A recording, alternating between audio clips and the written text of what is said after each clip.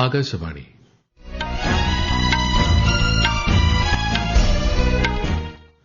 നമസ്കാരം.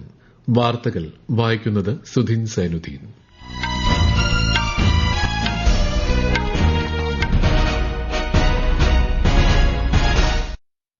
പ്രധാന വാർത്തകൾ. രാജ്യത്തിന്റെ ജൈവ സമ്പദ് വ്യവസ്ഥ 2030ഓടെ $300 ബില്യൺ ഉയരുമെന്ന് കേന്ദ്ര ആഭ്യന്തരമന്ത്രി അമിത്ഷാ. ആഗോള ക്ഷേമത്തിനായി ബ്രിക്സ് രാജ്യങ്ങളെ ഒന്നിച്ചു കൊണ്ടുവരാനാണ് ഇന്ത്യ ശ്രമിക്കുന്നതെന്ന് വിദേശകാര്യമന്ത്രി എസ് ജയശങ്കർ. ശക്തവും സുരക്ഷിതവുമായ രാജ്യം കെട്ടിപ്പടുക്കുന്നതിൽ യുവജനങ്ങളുടെ സജീവ പങ്കാളിത്തം അനിവാര്യമെന്ന് സംയുക്ത സൈനിക മേധാവി ജനറൽ അനിൽ ചൌഹാൻ. മകരവിളക്ക് മഹോത്സവത്തിനോടനുബന്ധിച്ച് ശബരിമലയിലും പരിസര പ്രദേശങ്ങളിലും കനത്ത സുരക്ഷ. ശബരിമല തീർത്ഥാടകരുടെ തിരക്ക് ഒഴിവാക്കാൻ സ്പെഷ്യൽ ട്രെയിൻ അനുവദിച്ച് ഇന്ത്യൻ റെയിൽവേ. ബംഗ്ലാദേശി അനധികൃത കുടിയേറ്റം സംബന്ധിച്ച കേസ് ഡൽഹി പോലീസിൽ നിന്ന് ഏറ്റെടുത്ത് ദേശീയ അന്വേഷണ ഏജൻസി. വനിതാ പ്രീമിയർ ലീഗ് 2020 ക്രിക്കറ്റിൽ മുംബൈ ഇന്ത്യൻസ് ഗുജറാത്ത് ജയന്റ്സ് പോരാട്ടം. വാർത്തകൾ വിശദമായി. ലഹരി വസ്തുക്കളുടെ ഉപയോഗം സാമൂഹിക വെല്ലുവിളിയാണെന്ന് ഉപരാഷ്ട്രപതി CP രാധാകൃഷ്ണൻ. യുവജനങ്ങൾ മയക്കുമരുന്ന് ഉപയോഗത്തിൽ നിന്ന് മുക്തരും ആരോഗ്യമുള്ളവരും ലക്ഷ്യബോധമുള്ളവരുമാകുമ്പോൾ മാത്രമേ വികസിത ഭാരതമെന്ന ദർശനം യാഥാർത്ഥ്യമാകൂ എന്നും ഉപരാഷ്ട്രപതി വ്യക്തമാക്കി. ഡൽഹി സർവകലാശാലയുടെ മയക്കുമരുന്ന് രഹിത ക്യാമ്പസ് ക്യാമ്പയിനെ അഭിസംബോധന ചെയ്യുകയായിരുന്നു അദ്ദേഹം. ബയോടെക്നോളജി രംഗത്ത് ഇന്ത്യ അഭൂതപൂർവമായ വളർച്ച കൈവരിച്ചതായി കേന്ദ്ര ആഭ്യന്തരമന്ത്രി അമിത്ഷാ. 2030ഓടെ രാജ്യത്തിന്റെ ജൈവ സമ്പദ് വ്യവസ്ഥ $300 ബില്യൺ ഉയരുമെന്ന് അദ്ദേഹം പറഞ്ഞു. ഗാന്ധിനഗറിൽ ഗുജറാത്ത് ബയോടെക്നോളജി ഗവേഷണ കേന്ദ്രത്തിന്റെ BSL-4 ബയോ കണ്ടെയ്ൻമെന്റ് ഫെസിലിറ്റിയുടെ ഉദ്ഘാടനം നിർവഹിക്കുകയായിരുന്നു ശ്രീ അമിത്ഷാ. 2014 में भारत की बायो इकोनॉमी $10 बिलियन की थी और 24 के फाइनेंशियल ईयर समाप्त होने के साथ ही $166 बिलियन को क्रॉस कर रही है. एक 10 साल के अंदर 17 गुना विकास. ये बताता है कि भारत के युवा कर सकते हैं, भारत के उद्योगपति भी कर सकते हैं. जरूरत इनको इंफ्रास्ट्रक्चर प्रोवाइड करने की है.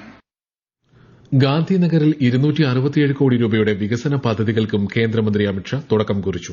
അടുത്ത വർഷം അവസാനത്തോടെ രാജ്യം ലോകത്തെ മൂന്നാമത്തെ വലിയ സാമ്പത്തിക ശക്തിയായി മാറുമെന്നും അദ്ദേഹം പറഞ്ഞു. സഹകരണം, സുസ്ഥിരത, നവീകരണം എന്നിവ 2026ലെ ഇന്ത്യയുടെ ബ്രിക്സ് അധ്യക്ഷ പദവിയിലെ പ്രധാന മുൻഗണനകളായിരിക്കുമെന്ന് വിദേശകാര്യമന്ത്രി എസ് ജയശങ്കർ. ബ്രിക്സ് ഉച്ചകോടിയുടെ ലോഗോ, പ്രമേയം, വെബ്സൈറ്റ് എന്നിവ അദ്ദേഹം പ്രകാശനം ചെയ്തു. ഉച്ചകോടിയുടെ ആഗോള ക്ഷേമത്തിനായി ബ്രിക്സ് രാജ്യങ്ങളെ ഒന്നിച്ചു കൊണ്ടുവരാനാണ് ഇന്ത്യ ശ്രമിക്കുന്നതെന്ന് വിദേശകാര്യമന്ത്രി പറഞ്ഞു. വളർന്നുവരുന്ന വിപണികൾക്കും വികസ്വര സമ്പദ് വ്യവസ്ഥകൾക്കുമിടയിലുള്ള സഹകരണത്തിനായുള്ള നിർണായക വേദിയായി ബ്രിക്സ് മാറിയെന്നും അദ്ദേഹം പറഞ്ഞു. ശക്തവും സുരക്ഷിതവുമായ രാജ്യം കെട്ടിപ്പടുക്കുന്നതിൽ യുവജനങ്ങളുടെ സജീവ പങ്കാളിത്തം അനിവാര്യമെന്ന് സംയുക്ത സൈനിക മേധാവി ജനറൽ അനിൽ ചൌഹാൻ. ന്യൂഡൽഹിയിൽ നടന്ന നാഷണൽ കേഡറ്റ് കോർപ്സ് റിപ്പബ്ലിക് ദിന ക്യാമ്പിനെ അഭിസംബോധന ചെയ്യുകയായിരുന്നു അദ്ദേഹം. ദേശീയ മൂല്യങ്ങൾ ഉയർത്തിപ്പിടിച്ച് രാഷ്ട്ര വികസനത്തിനായി പ്രവർത്തിക്കാൻ അദ്ദേഹം കേഡറ്റുകളോട് ആഹ്വാനം ചെയ്തു. And when I'm saying your path and destination should be aligned, it's a choice we have to make today so that you reach the correct destination and achieve your destiny. This particular choice which you make to achieve your destiny should also have an element of nationalism into it. While I said that you make a choice for achieving your destiny, but it also must aid nationalism into it. സേനാ വിഭാഗങ്ങളുടെ യോജിച്ചുള്ള പ്രവർത്തനത്തിന്റെ ഉത്തമ ഉദാഹരണമാണ് operation Sindoor എന്ന് കരസേനാ മേധാവി general Upendra Dwivedi. Operation Sindoor അവസാനിച്ചിട്ടില്ലെന്നും ഭാവിയിലെ വെല്ലുവിളികൾക്ക് തക്ക മറുപടി നൽകുമെന്നും അദ്ദേഹം പറഞ്ഞു. പാകിസ്ഥാനിലെ 7 ഭീകരതാവളങ്ങൾ ഓപ്പറേഷൻ സിന്ദൂറിലൂടെ ഇന്ത്യൻ സേന തകർത്തതായും ജനറൽ ദ്വിവേദി ന്യൂഡൽഹിയിൽ വാർഷിക വാർത്താ സമ്മേളനത്തിൽ പറഞ്ഞു. ഭീകരവാദ വിരുദ്ധ പ്രവർത്തനങ്ങൾക്കായുള്ള 16ാമത് ASEAN defence ministers meeting plus expert working group യോഗത്തിന് നാളെ ന്യൂഡൽഹിയിൽ തുടക്കമാകും. ഇന്ത്യയും മലേഷ്യയും സംയുക്തമായി അധ്യക്ഷത വഹിക്കുന്ന ഈ യോഗം 3 ദിവസം നീണ്ടുനിൽക്കും. ബ്രൂണൈ, കംബോഡിയ, ഇന്തോനേഷ്യ, മലേഷ്യ എന്നിവയുൾപ്പെടെയുള്ള 11 ആസിയാൻ രാജ്യങ്ങളും ഓസ്ട്രേലിയ, ന്യൂസിലൻഡ്, ദക്ഷിണ കൊറിയ, ജപ്പാൻ എന്നീ 7 സംഭാഷണ പങ്കാളികളും ഇതിൽ പങ്കെടുക്കുമെന്ന് പ്രതിരോധ മന്ത്രാലയം അറിയിച്ചു. അംഗരാജ്യങ്ങൾക്കിടയിൽ പ്രതിരോധ മേഖലയിലുള്ള പ്രായോഗിക സഹകരണം മെച്ചപ്പെടുത്തുകയാണ് യോഗത്തിന്റെ ലക്ഷ്യം. 10ാമത് കരസേന വെറ്ററൻസ് ഡേ ആഘോഷങ്ങൾ നാളെ നടക്കും. പൂനെയിലെ എയർഫോഴ്സ് സ്റ്റേഷനിലാണ് പരിപാടി. ഇന്ത്യൻ കരസേനയുടെ ആദ്യ commander in chief field marshal KM Cariappa നൽകിയ സേവനങ്ങളുടെ ബഹുമാനാർത്ഥം 1953 അദ്ദേഹം വിരമിച്ച ദിവസമായ ജനുവരി 14 വെറ്ററൻസ് ഡേ ആയി ആഘോഷിക്കുന്നത്. ഈ വാർത്തകൾ ആകാശവാണിയിൽ നിന്ന്. ആകാശവാണി വാർത്തകളും വാർത്താ അധിഷ്ഠിത പരിപാടികളും All India Radio news Thiruvananthapuram YouTube ചാനലിലും at All India Radio news Thiruvananthapuram Facebook പേജിലും AIR ന്യൂസ് _ ഇൻസ്റ്റഗ്രാം അക്കൌണ്ടിലും at AIR news _ TVM X ഹാൻഡിലും ലഭ്യമാണ്. മകരവിളക്ക് മഹോത്സവത്തിനായുള്ള അവസാനവട്ട തയ്യാറെടുപ്പിൽ ശബരിമല സന്നിധാനം. പർണശാലകൾ ഒരുക്കി 10,000-കണക്കിന് ഭക്തരാണ് പാണ്ടിത്താവളത്തിലും പുല്ലുമെട്ടിലും ഉൾപ്പെടെ തമ്പടിച്ചിരിക്കുന്നത്. മകരവിളക്കിനോടനുബന്ധിച്ച് ശബരിമലയിൽ സുരക്ഷ കർശനമാക്കി. മകരജ്യോതി വ്യൂ പോയിന്റുകളിലും സുരക്ഷാ ക്രമീകരണങ്ങൾ ഏർപ്പെടുത്തിയിട്ടുണ്ട്. തിരുവാഭരണ ഘോഷയാത്ര നാളെ സന്നിധാനത്ത് എത്തിച്ചേരും. വൈകിട്ട് അയ്യപ്പ വിഗ്രഹത്തിൽ തിരുവാഭരണങ്ങൾ ചാർത്തി ദീപാരാധനയും തുടർന്ന് മകരജ്യോതിയും നടക്കും.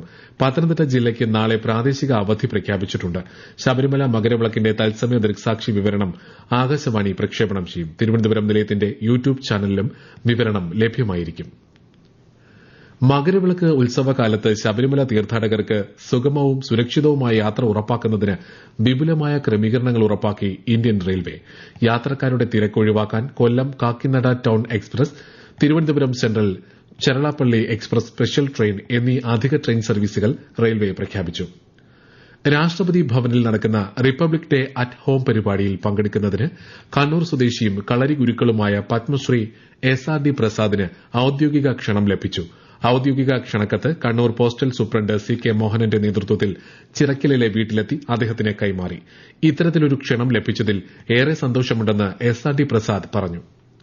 അപ്പൊ ഈ റിപ്പബ്ലിക് ദിനത്തിലെ രാഷ്ട്രപതി തന്നെ നേരിട്ടിട്ട് ക്ഷണം തന്നിട്ടുണ്ട്. അവിടെ ഡൽഹിയിലെത്താനും അവിടുത്തെ ഒരു അറ്റ് ഹോം അതിൽ പങ്കെടുക്കാനും. അപ്പൊ അതിന് വലിയൊരു ഓണറായിട്ടാണ് ഞാൻ കരുതുന്നത്. അതിലപ്പുറം വലിയൊരു ഓണർ കിട്ടാനില്ല. അപ്പൊ അതിന് എല്ലാവരോടും ഞാൻ നന്ദി പറയുകയാണ്. റിപ്പബ്ലിക് ഡേ അറ്റ് ഹോം പരിപാടിയിൽ പങ്കെടുക്കുന്നതിന് എറണാകുളം ജില്ലയിലെ മഞ്ഞുമൽ സ്വദേശിയായ യുവ സംരംഭകനും വിദ്യാർത്ഥിയുമായ മാധവ് A നായർക്കും ഔദ്യോഗിക ക്ഷണം ലഭിച്ചിട്ടുണ്ട്.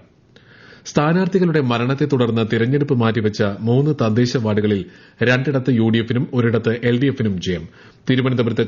തിരുവനന്തപുരം കോർപ്പറേഷനിലെ വിഴിഞ്ഞത്ത് UDFന്റെ KH സുധീർ ഖാനാണ് ജയം. മലപ്പുറം മൂത്തേടം ഗ്രാമപഞ്ചായത്തിലെ പായമ്പാടം വാർഡിൽ 222 വോട്ടിന്റെ ഭൂരിപക്ഷത്തിൽ UDF സ്ഥാനാർത്ഥി കൊരമ്പയിൽ സുബൈദ വിജയിച്ചു. എറണാകുളം പാമ്പാക്കുട ഗ്രാമപഞ്ചായത്തിലെ ഓണക്കൂറിൽ LDF സ്ഥാനാർത്ഥി CB രാജീവ് 221 വോട്ടുകൾക്കാണ് വിജയം നേടിയത്. സംസ്ഥാനത്ത് സമഗ്ര വോട്ടർ പട്ടിക പരിഷ്കരണത്തിന്റെ ഭാഗമായി നോട്ടീസ് ലഭിച്ചവർക്ക് രേഖകൾ അപ്ലോഡ് ചെയ്യാൻ ഓൺലൈൻ സംവിധാനമൊരുങ്ങി. voters.eci.gov.in വെബ്സൈറ്റ് ലിങ്കിൽ പ്രവേശിക്കുമ്പോൾ submit document against notice issued എന്ന ബട്ടണിലാണ് ക്ലിക്ക് ചെയ്യേണ്ടത്. 2023 CEC ആക്ട് പ്രകാരം മുഖ്യ തെരഞ്ഞെടുപ്പ് കമ്മീഷണർക്കും തെരഞ്ഞെടുപ്പ് കമ്മീഷണർമാർക്കും നൽകിയിട്ടുള്ള പ്രത്യേക പരിരക്ഷയ്ക്കെതിരെ സമർപ്പിച്ച ഹർജിയിൽ സുപ്രീംകോടതി കേന്ദ്രത്തിനും തെരഞ്ഞെടുപ്പ് കമ്മീഷനും നോട്ടീസ് അയച്ചു. എന്നാൽ വ്യവസ്ഥ സ്റ്റേ ചെയ്യാൻ ചീഫ് ജസ്റ്റിസ് സൂര്യകാന്ത് ഉൾപ്പെടുന്ന ബെഞ്ച് വിസമ്മതിച്ചു. വനിതാ പ്രീമിയർ ലീഗ് 2020 ക്രിക്കറ്റിൽ ടോസ് നേടിയ മുംബൈ ഇന്ത്യൻസ് ഗുജറാത്ത് ജയന്റ്സിനെ ബാറ്റിംഗിനയച്ചു. മുംബൈ DY പാട്ടീൽ സ്റ്റേഡിയത്തിലാണ് മത്സരം. പുസ്തകങ്ങൾ നമ്മുടെ സുഹൃത്താണെന്നും പുതുചിന്തകൾ മനസ്സിൽ നിറയ്ക്കാൻ വായന സഹായിക്കുമെന്നും ഗവർണർ രാജേന്ദ്ര വിശ്വനാഥ് ആർലേക്കർ 4ാമത് കേരള നിയമസഭ അന്താരാഷ്ട്ര പുസ്തകോത്സവത്തിന്റെ സമാപന സമ്മേളനം ഉദ്ഘാടനം ചെയ്യുകയായിരുന്നു അദ്ദേഹം. പുതുതലമുറയെ രൂപപ്പെടുത്തുക എന്ന ദൌത്യമാണ് പുസ്തകോത്സവം നിർവഹിക്കുന്നതെന്നും കേരള നിയമസഭ മുന്നോട്ടുവച്ച ഈ മാതൃക രാജ്യത്തെ മറ്റ് നിയമസഭകളും പിന്തുടരണമെന്നും ഗവർണർ പറഞ്ഞു. ബംഗ്ലാദേശി അനധികൃത കുടിയേറ്റ റാക്കറ്റ് സംബന്ധിച്ച് ഡൽഹി പോലീസിന്റെ സ്പെഷ്യൽ സെൽ കൈകാര്യം ചെയ്തിരുന്ന കേസിന്റെ അന്വേഷണം ദേശീയ അന്വേഷണ ഏജൻസി ഏറ്റെടുത്തു. കേസിൽ NIA പുതിയ FIR രജിസ്റ്റർ ചെയ്തു. അനധികൃത കുടിയേറ്റം സുരക്ഷാ ഭീഷണിയാണെന്നും ഇത്തരം നീക്കങ്ങൾ തടയണമെന്നുമുള്ള കേന്ദ്ര ആഭ്യന്തര മന്ത്രാലയത്തിന്റെ നിർദ്ദേശത്തെ തുടർന്നാണ് നടപടി. കേന്ദ്ര സർക്കാരിന്റെ വിവിധ പദ്ധതികളെക്കുറിച്ച് ആകാശവാണി തിരുവനന്തപുരം പ്രാദേശിക വാർത്താ വിഭാഗം തയ്യാറാക്കുന്ന പ്രത്യേക ചർച്ചകൾ തിങ്കളാഴ്ച ഒഴികെയുള്ള ദിവസങ്ങളിൽ പ്രക്ഷേപണം ചെയ്യും. സർക്കാർ പദ്ധതികളെക്കുറിച്ചുള്ള വിശദമായ വിവരങ്ങൾ ജനങ്ങളിൽ എത്തിക്കുകയാണ് ലക്ഷ്യം. പ്രധാന വാർത്തകൾ വീണ്ടും. രാജ്യത്തിന്റെ ജൈവ സമ്പദ് വ്യവസ്ഥ 2030ഓടെ $300 ബില്യൺ ഉയരുമെന്ന് കേന്ദ്ര ആഭ്യന്തരമന്ത്രി അമിത്ഷാ. ആഗോള ക്ഷേമത്തിനായി ബ്രിക്സ് രാജ്യങ്ങളെ ഒന്നിച്ചുകൊണ്ടുവരാനാണ് ഇന്ത്യ ശ്രമിക്കുന്നതെന്ന് വിദേശകാര്യമന്ത്രി S. ജയശങ്കർ. ശക്തവും സുരക്ഷിതവുമായ രാജ്യം കെട്ടിപ്പടുക്കുന്നതിൽ യുവജനങ്ങളുടെ സജീവ പങ്കാളിത്തം അനിവാര്യമെന്ന് സംയുക്ത സൈനിക മേധാവി ജനറൽ അനിൽ ചൌഹാൻ. മകരവിളക്ക് മഹോത്സവത്തോടനുബന്ധിച്ച് ശബരിമലയിലും പരിസര പ്രദേശങ്ങളിലും കനത്ത സുരക്ഷ. ശബരിമല തീർത്ഥാടകരുടെ തിരക്കൊഴിവാക്കാൻ സ്പെഷ്യൽ ട്രെയിൻ അനുവദിച്ച് ഇന്ത്യൻ റെയിൽവേ.